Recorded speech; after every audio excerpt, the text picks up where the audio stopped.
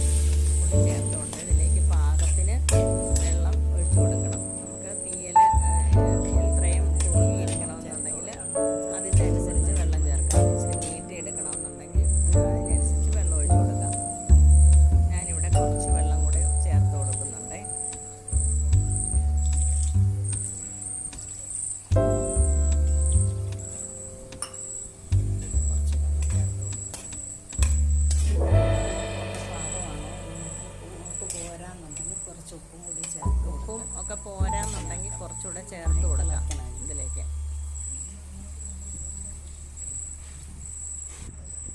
ഇതിന് ഉപ്പ് പോരാ, കുറച്ച് ഉപ്പുകൂടെ ചേർത്ത് കൊടുക്കാം. ഇനി അത് നന്നായി തിളച്ച് നന്നായിട്ട് തേങ്ങ പൊടിച്ചെടുത്ത് വറുത്ത തേങ്ങ നമുക്ക് അതിലേക്ക് ചേർത്ത് കൊടുക്കണം. പുളിയും ഉള്ളിയും കൂടെ നന്നായിട്ട് തിളച്ചതിന് ശേഷം ഇതിലേക്ക് നമുക്ക് ഈ വറുത്ത തേങ്ങ നന്നായിട്ട് തിളയ്ക്കണം. നന്നായിട്ട് തിളച്ചതിന് ശേഷം ഈ തേങ്ങ വറുത്ത് പൊടിച്ച് വെച്ചിരിക്കുന്നത് നമുക്ക് ഇതിലേക്ക് ചേർത്ത് കൊടുക്കാം. ഇതിനി ഒന്ന് തിളച്ച് എണ്ണ തെളിയുന്ന വരെ ഒന്ന് തിളച്ചോണ്ടിരിക്കണം. ചെറുതായിട്ട് എണ്ണ തെളിഞ്ഞ് ഒന്ന് കുറുകി തുടങ്ങുമ്പം നമുക്ക് വാങ്ങാം. നന്നായിട്ട് തിളയ്ക്കണം. നന്നായിട്ട് തിളച്ച് പാകത്തിന് നമുക്ക് തീയലിൻ്റെ പാകം എങ്ങനെയാണോ അതുപോലെ ആയതിന് ശേഷം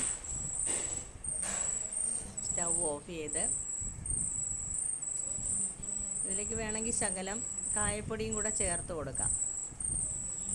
കായപ്പൊടി ചേർത്താൽ അതിൻ്റേതായിട്ടുള്ള പ്രത്യേക രുചി ഉണ്ടാവും. ഇനി ഇത് ശകലം കായപ്പൊടിയും കൂടെ ചേർത്ത് കൊടുത്തിട്ട് നമുക്കിത് ഓഫ് ചെയ്തിട്ട് വാങ്ങി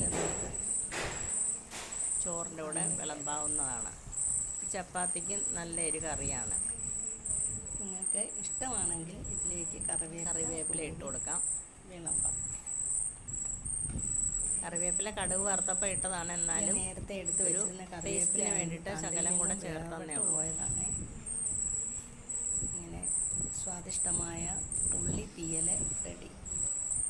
എല്ലാവരും ട്രൈ ചെയ്തിട്ട് അറിയിക്കണേ.